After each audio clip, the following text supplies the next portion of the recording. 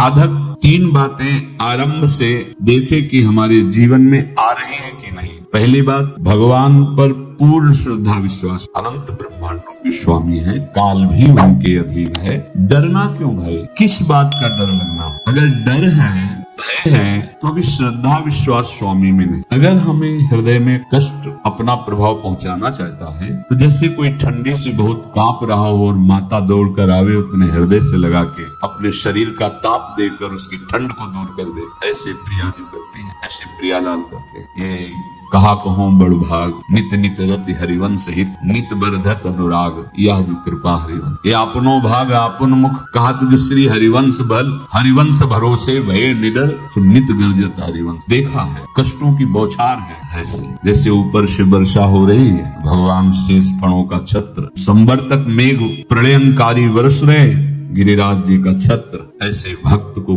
कृपा छत्र से हर समय सुरक्षित रखा जाता है। भक्त बनने के लिए कोई विशेष लायकात की आवश्यकता नहीं। मैं समस्त गुणों से हीन, पर मैं अपने प्रभु का, बस यही लायकात है। प्रभु के सिवा यदि आपका कोई अन्य आश्रय है तो आपको धोखा लगेगा। नहीं तो सच्ची कह रहे, इसी जन्म में निहाल हो जाओगे। एक बात केवल स्वीकार करो कि प्रभु के सिवा मेरा कोई और है भी नहीं। स्वीकार कर लोगे तो तुम्हें अनुभव में आने लगे। हम प्रतिपल देखते हैं, प्रतिपल। वो केवल अपनापन चाहते, केवल अपनापन, कोई दूसरा नहीं होना चाहिए। बस कहाँ बाहर तो देखो आप सब हमारे अंदर से आप सब श्री जी के हो और हम आपके सेवक। बाहर से आप गुरु मानो, जो भाव मानो वो आपको श्री जी जाने। अंदर से हमारे आप श्री जी के जन हो और हम आपके सेवक हैं। बात भी व्यवहार मानो, कोई बाहर से व्यवहार का कोई अस्तित्व नहीं, अंदर की बात का अस्तित्व होता है। आप सब हमारे स्वामी के परिकर हो, हम आपके दास हैं। बस इस बात से हमारा अपनापन आपसे है, नहीं श्री जी के सिवा किसी से कोई अपनापन। कि आप इसका प्रभाव समझिए। प्रभु को सिर्फ अपनापन चाहिए, सिर्फ अनन्यता। यदि उपासक में तीन बातें नहीं है तो अभी थोड़ी गड़बड़ी है। पहला, दृढ़ श्रद्धा विश्वास। दृढ़ श्रद्धा, अब तो हाट उठने का समय आ गया। आप क्या, आप नहीं, अब गाहक मत फंसाओ, बाजार बंद करो, हाट उठा लो, चलो अपने घर। समय आ गया, घर चलने का समय है। नहीं तो कलयुग अपनी बाजार ऐसी फैला देगा कि भूल जाओगे कि घर भी जाना है। दूसरी बात, जो गुरु ने भजन दिया उसमें तत्परता सच्ची माने। जीवन भर कभी इस प्रमाद को गुरु कृपा से आने का अवसर नहीं दिया गया। चैन से सोए हो और चैन से खाए हो पूरे जीवन। कभी सुविधाओं को स्वीकार, पर साधन मार्ग में कभी भी शिथिलता नहीं हुई। तत्परता है, प्रभु पर पूर्ण श्रद्धा विश्वास और गुरु प्रदत्त साधन पर तत्परता। और तीसरा खास विषय, इंद्रियों से भोगों को न। तब ये जो रंग है परमार्थ का, तब अब दो चार माला की और मनमानी आचरण किए कहते हैं हमें भगवदानंद की स्फूर्ति नहीं हो। आपने रास्ता रखा है भगवदानंद का, बाजार लगाए बैठे हो अंदर हृदय में, अन्य आसों की, अन्य भोगों की, अन्य चाहों की, अन्य मान्यताओं की। अरे खाली करो, ये सब माया का खेल है। एकमात्र प्रभु। बस जब ठन जाएगी ये बात, जब गौर से देखो क्या है। जब चलोगे तो क्या होगा, चलने की तो सोचो, उस दिन की सोचो जिस दिन चलना है, और किस दिन चलना है पता ही नहीं है। तब तो और होश में हो जाओ। आपको कोई भी यहाँ सहयोग देने वाला नहीं, कोई भी वस्तु आपकी नहीं, कुछ भी आपके साथ नहीं जाएगा। तो होश में हो जाओ, संभाल लो, आगे की गति मत बिगाड़ो। तीन बातों पर ध्यान दीजिए, श्रद्धा और विश्वास अटूट अपने इष्ट पर। दूसरी बात, हमारे हृदय में जो गुरुदेव ने उपासना का बीज रोपण किया, तत्परता। देखो आपको हृदय की बात कहता हूँ, माया के पास केवल प्रलोभन है, ये सुख में बांधती है। सुख का प्रलोभन अच्छे से सजा के पेश करके देना, साधक को भ्रष्ट करना, ये इसका स्वभाव है माया का। माया किसी व्यक्ति का नाम नहीं, किसी शरीर का नाम नहीं। भगवत विमुखता जिस वस्तु व्यक्ति स्थान से हो वही माया है। माया का मतलब थोड़ी जैसे कोई स्त्री शरीर पे आरोप कर दे या पुरुष शरीर पे आरोप कर दे, ये तो माया है। तो और क्या है? मैं, मोर, तोर, तय और जहां तक इंद्रियां जाएं, जहां तक मन जाए, सब माया ही है। इसको देखा है भगवान के पार्षदों में। ये क्या करती है? चमकीली लेबिल लगाकर, सुख का चारा डाल करके जीव को बांधती है। इससे सुख मिलेगा, बहुत सुंदर है ये वस्तु, ये शरीर, ये व्यक्ति, ये स्थान, ये पद, इससे वो बांधती है। विवेक ऊपर के लेवल का तत्काल ऑपरेशन करता है, वो आंतरिक विषय पर दृष्टि डालता है तो सब खोखला निकलता है, बाहर निकल क्रॉस कर जाता है। होए विवेक मोह भ्रम भागा, तब सब विषय विलास विरागा। अज्ञानी उसी आकर्षण सुख में बंध जाता है। तो सुख तो था नहीं, बंधन इतनी जोर का हो गया, अब मुक्त हो रहे सकता नहीं, तो उसके हृदय में लगता है इसके बिना जी नहीं सकते, इस नशा के बिना, वस्तु के बिना, व्यक्ति के बिना। और एक सूक्ष्म बात, वो जब आपको सुख देगी तो आपको स्वतंत्रता का आभास कराएगी, और जब आप उसको छू लेंगे तो आपको परतंत्र बना देगी, भयभीत कर देगी। तो आप डाउन होकर के अपने अस्तित्व को मिटाकर पूरा जीवन बर्बाद कर देंगे। इन शब्दों को लिख लो, अपने हृदय में लिख लो। माया सुख में बांधती है नहीं उसके पास सुख। जिसे तुम सुख समझते हो वो सुख नहीं, बिल्कुल सुख नहीं, वो सुख की छाया है, तुम्हें समझ पड़ती नहीं है, गिरधर की माया है। उस सुख का बंधन, आप देखो कुछ भी क्रिया करते हो माया जनित, तो प्रलोभन होता है सुख मिलेगा, और जिस समय सुख मिलने के लिए आप लालायित हुए, उस समय सुख भोगने की स्वतंत्रता आपको दे देगी। ले, आप समझ रहे हैं हम स्वतंत्र स्वामी होकर सुख भोग रहे हैं? नहीं, अब भोग लिए ना, अब गुलामी उसकी सहो। अब तुम्हें वैराग्य हो रहा कि मैं नहीं भोगूंगा, तो उसकी दृष्टि बदलेगी, समझ रहे हो?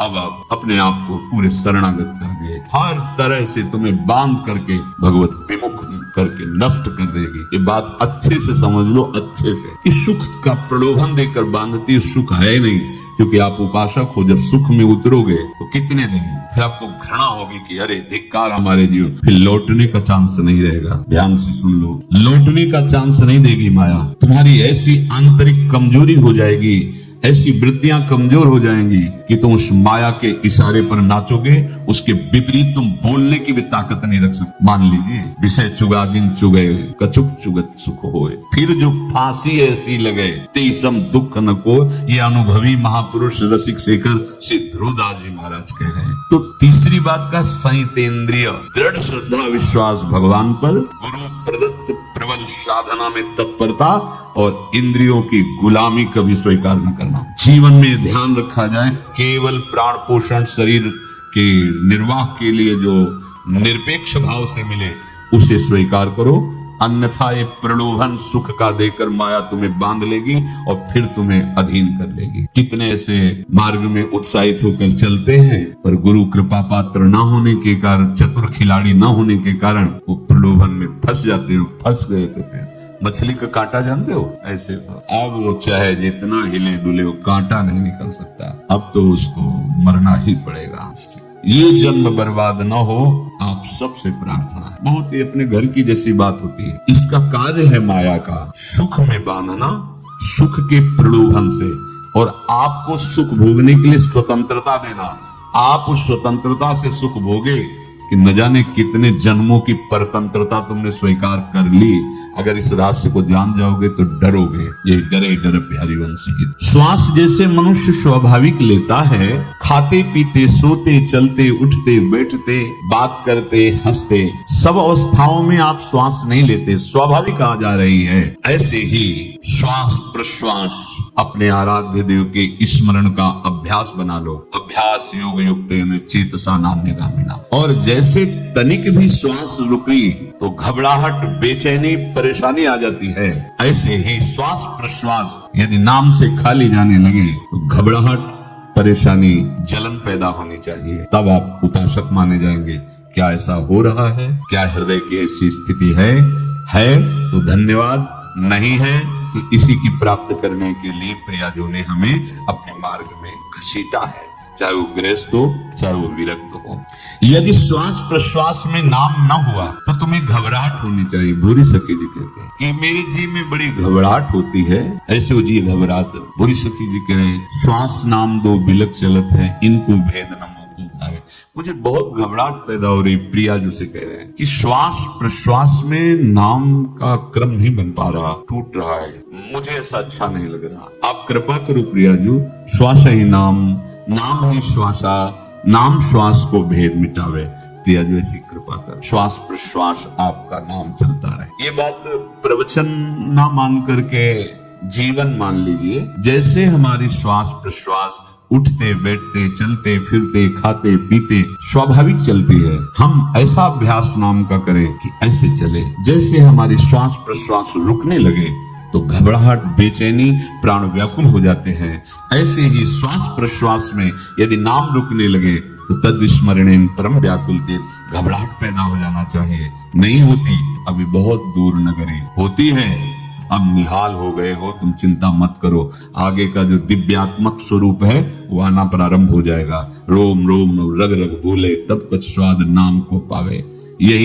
यही सारा वैभव प्रकाशित हो जाता है। जहां तक हो सके किसी भी अनर्थ के हटाने का तुम प्रयास और चिंता मत करो। बहुत अनुभव की बात है। जैसे तुम कहीं फंस गए, गलती हो गई तुमसे, माया ने फंसा लिया, अब निर्भय हो जाओ। तुम्हारा अपमान होगा, तुम्हारी निंदा होगी, कुछ नहीं बिगड़ेगा, लेकिन पूरा जीवन बर्बाद नहीं कर देना। प्रभु के भरोसे हो जाओ कि यदि आपको अपमान और निंदा करवानी तो करवाओ, पर अब लो नसानी अब ना सही हो। मैं समझ गया, अब आगे बढ़ूंगा, नहीं रुकूंगा, कुछ भी हो जाए, प्राण चले जाए, सभा में अपमान हो जाए, तो भी मैं अब रुकने वाला नहीं। समझ रहे? प्राप्त अनर्थ की निवृत्ति की चिंता में नहीं रहना तुम्हें। अगर तुमसे अनर्थ हो भी गया है तो तत्काल आगे बढ़ो। तुम्हारा इष्ट वो तो जान रहा है ना, तो पकड़ो उसी को।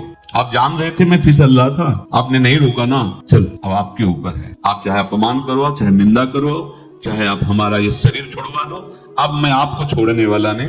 बिल्कुल ये बात पकड़ लेना। ये जीवन में कई बार ऐसे अवसर आते हैं जहां हमारी भक्ति को बाधित करने के लिए माया ऐसे कांटे फैला देती है और हम असमर्थ हो जाते हैं, हम दब जाते हैं। कुछ गड़बड़ नहीं होगा, मृत्यु से ज्यादा कुछ गड़बड़ होने वाला नहीं। जो गड़बड़ हो गया अब दोबारा होगा नहीं, और उसमें हम दबेंगे नहीं, हम उसे क्रॉस करके आगे बढ़ेंगे भगवत मार्ग। कुछ नहीं होगा, विश्वास करना। वो ऐसे फूल जैसा निकाल के तुम्हें अलग कर देंगे। विश्वास रखना, विश्वास रखना। इस बात पर हम जोर दे के कह रहे हैं, नहीं फंस जाओगे, फंस जाओगे। कभी इष्ट गुरु से छुपाव मत करना कि अगर ये जान गए तो। नहीं, जानो, तुम जानो। क्यों जाने? गलती तो तूने की है। अगर हमारी गलती है तो आपकी भी गलती है। कैसे? छोटा बालक जब गिरता है, माँ दौड़ के उठाने जाती है ना, तो पहला रोष दृष्टि उसकी माँ की होती है। अब तो उठा रहे हो, और जब गिरने जा रहे थे तब क्यों दृष्टि नहीं डाली? अगर पकड़ लेती तो गिरता ही क्यों नहीं? तुम्हारी मायाबाजी पसारी विचित्र, सुन मुनि मोहे काकी कोड़, कहे हरिदास तुम्हारे हम जीते। तो ये अपने संबंध बल से बात कर रहे हैं। झुकना नहीं, टूटना नहीं। माया का कार्य है झुका देना, लोन देना, और पश्चाताप मत करना। प्रायः कहा जाता है प्रायश्चित करो, पश्चाताप। हमारे पास समय नहीं है, राधा राधा राधा, सब हो गया, पश्चाताप बढ़ा गए। नहीं तो इसी चिंता में गलती हो गई। गलती हुई तब समय नष्ट हुआ, अब वर्तमान में उसका चिंतन करके नष्ट करो, और आगे के चिंतन की गुंजाइश नहीं रहेगी, क्योंकि आप अपने हृदय को इतना गिराते चले जा रहे हैं, हृदय का स्तर, कि उत्साह ही नहीं रह जाएगा। यह ऑपरेशन है सीधे भगवत प्राप्ति के लिए। बिल्कुल दृढ़ विश्वास। तुम्हें अब अपनी चिंता नहीं करनी, बैठा लो, हृदय में बैठा लो। अगर भगवत विश्वास नहीं तो घबराहट पैदा हो जाएगी, भय हो जाएगा, विषाद हो जाएगा। अरे कितनी बार संसार में अपमान हुआ है, कितनी बार सम्मान हुआ है। ये कुछ सम्मान और अपमान कुछ अस्तित्व तो नहीं रखता। अब हरि नहीं छूटेंगे। भाग हरि की तरफ, भाग, बिल्कुल परवाह न कर, भाग, किसी के फंदे में मत फंस, भाग। ये अंदर की पुकार है, अंदर की बात कह रहा हूँ। ये मन बहुत बदमाश है, पहले तो लुभायमान करके सुख में बंधाता है, और फिर भय और संकट विषाद में फंसा देता है। प्रभु का विधान संदेह युक्त नहीं होता, निसंदेह तुम्हारे सामने वो विधान प्रकट होगा जिससे तुम्हारा परम मंगल हो जाएगा। परम मंगल। डरना बताया नहीं तो एक बार प्रेम भगत की बात हो, हमारे पास प्रेम जी आते थे, बहुत नाम जापक थे, श्री हरिवंश। तो उनसे पूछा आपकी ऐसी नाम निष्ठा कैसे आई? तो उनका गलती से नाम निष्ठा कैसे आती?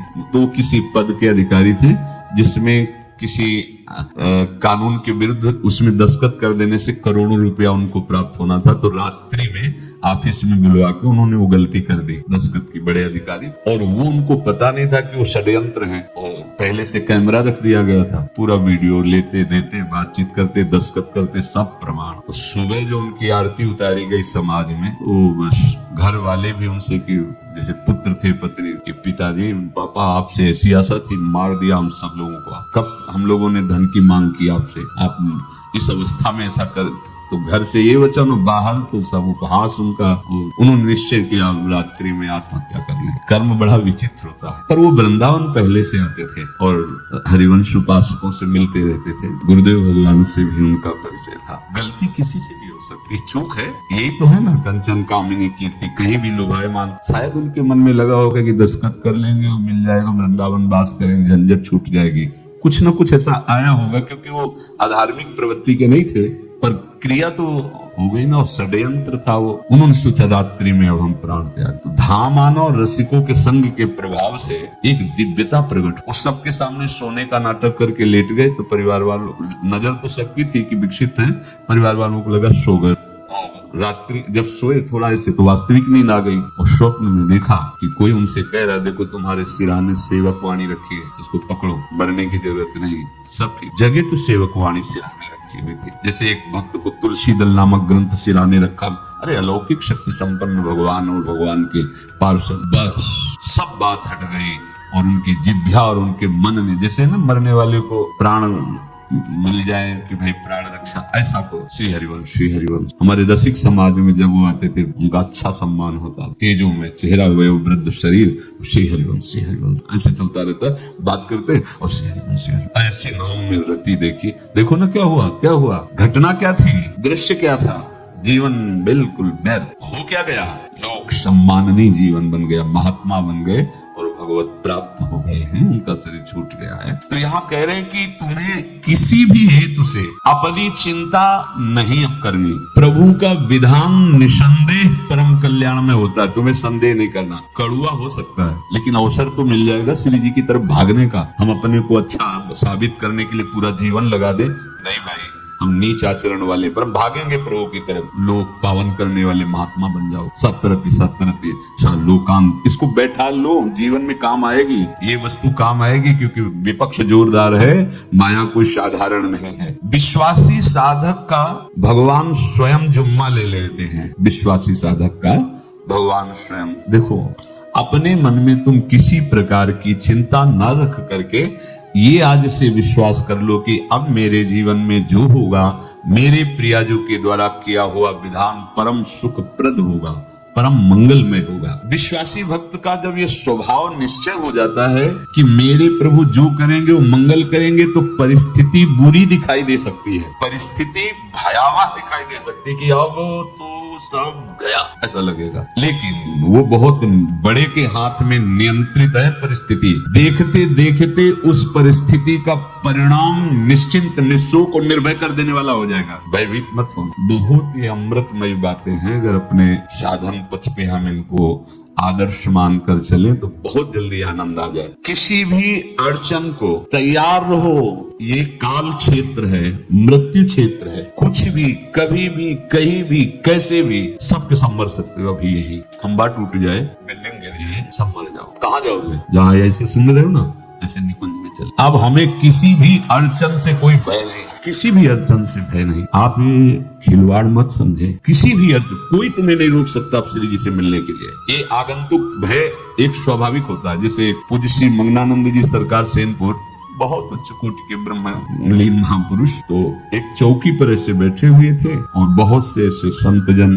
परमहंस सब बैठे हुए थे और ब्रह्म चिंतन के विषय में चर्चा चल रही थी। तो एक संत आगंतुक आए ऐसे गंगा किनारे।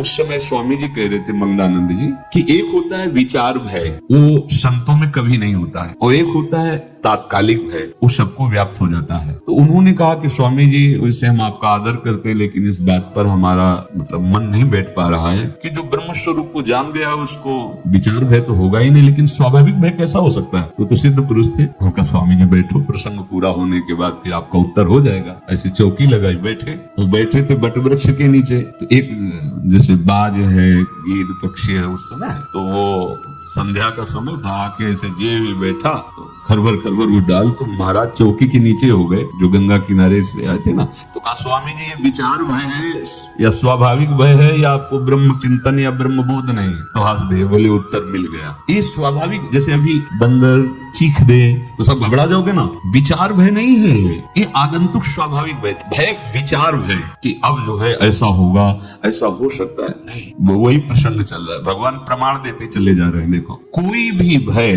कोई भी अड़चन अब तुम्हारा अमंगल नहीं कर सकती, पक्का मान लीजिए, डरो मत। देखो इसमें इसीलिए प्राणों की बाजी लगा के, अब हमारे प्राण नहीं हैं, हमारे प्राण प्राणनाथ को समर्पित हैं। मेरे प्राणनाथ से श्यामा तो क्यों भय करें? तो हम ये सब कर किसके लिए रहे? श्यामा जी के पास पहुंचने के लिए। श्यामा जी के पास हमें श्यामा जी के पास जाना है। ये बिल्कुल छोटी मोटी बातें, अंदर ये जो सांसारिकता है इसका त्याग करो। आप इस बात को समझो। गुरु गोविंद सिंह लाखों की समाज बैठी हुई थी, उन्होंने कहा कि अगर तुम आजादी चाहते हो तो तुम्हें अपने प्राण देने पड़ेंगे। हमें खड़ा हो कोई व्यक्ति जो अपने प्राण देना चाहता है, मैं उसे आजादी, आजादी दो प्रकार की, प्राकृतिक आजादी और एक दिव्य आजादी, दोनों देने में समर्थ थे गुरु गोविंद सिंह। आचार्य है, बहुत ही अध्यात्म बल और शारीरिक बल से भी पुष्ट। एक खड़े हुए हिम्मत, बोले हाँ, गड़ा सा हाथ में अंदर गए और ऐसा लगा कि उनकी गर्दन उतार दी गई और ऐसे रक्त प्रवाह सा नाली से बहा जो सबको दिखाई दे रहा था। और कोई है, जब पता ही चल गया कि गर्दन उतारी जा रही, रक्त प्रवाह, वो कहते मुझे तुम रक्त दो, प्राण दो, मैं तुम्हें आजादी दूंगा। 2 3 4 5 अंदर ले जाते हैं, ये आभास भी नहीं होने दिया कि वो जीवित है। 5 तैयार, पूरी सभा में 5 तैयार। बोले ये पंच प्राण प्यारे हैं भाई, इतने से एक एक से 1.25 लाख को परास्त कराऊं, देखना मेरा नाम गुरु गोविंद सिंह न धराऊं, यदि एक एक से 1.25 लाख को परास्त, क्योंकि प्राणों की बाजी समर्पित कर दी। अब क्या भय, माया से आजादी प्राप्त करने के लिए भयभीत होना तो बिल्कुल जीवन में छोड़ दो। विचार भय नहीं होना चाहिए, ये स्वाभाविक भय होगा। अभी कोई ऐसी आवाज आ जाए, वो ऐसे स्वाभाविक होता है, उस पर तर्क वितर्क नहीं किया जाता। विचार भय नहीं होना चाहिए। जानते हो तुम्हारा जीवन, तुम्हारे प्राण, तुम्हारा शरीर हरि को समर्पित है और हरि के अधीन काल है, कुछ नहीं हो सकता और जो कुछ होगा वो परम मंगल होगा। किसी भी अड़चन को भगवान के सौहार्द के सामने अड़चन मत मानना। हम अगर अड़चन को दूर करने का प्रयास करेंगे तो अड़चन हमें फंसा लेगी।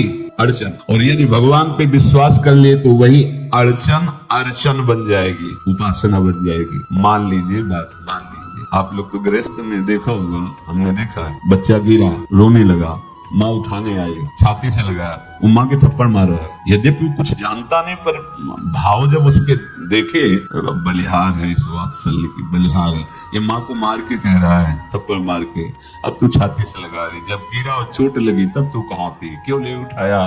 ये अधिकार हरि, वो तो अल्पज्ञ माँ है, पर हम तो सर्वज्ञ हरि के वात्सल्य में डूबे हुए हैं। हमको तो भय बिल्कुल नहीं होना चाहिए। हाँ, जानबूझकर इसका दुरुपयोग मत करना। विश्राम की तरफ सत्संग जा रहा है, ध्यान से सुनो। कोई भी अड़चन, अब हमको प्रयास नहीं करना उसको दूर करने का, ये जिम्मेवारी हमारे प्रभु की है। और प्रभु के ऊपर अगर आपने भरोसा दृढ़ कर लिया तो हर अड़चन बन जाएगी, भगवान की पूजा बन जाएगी। पर देखो, इस बात को लेकर के हमें अशुद्ध आचरण नहीं करना, गंदी बात पे नहीं उतर जाना कि आप बचा लेना जो भगवान हो। नहीं बचाएंगे, हम तुम्हें बता रहे। अब उनको चैलेंज करोगे ना, सत्संग में सुना है कि आप बचाते हो, बचा लेना भला, तो नहीं बचाएंगे। क्या करेंगे?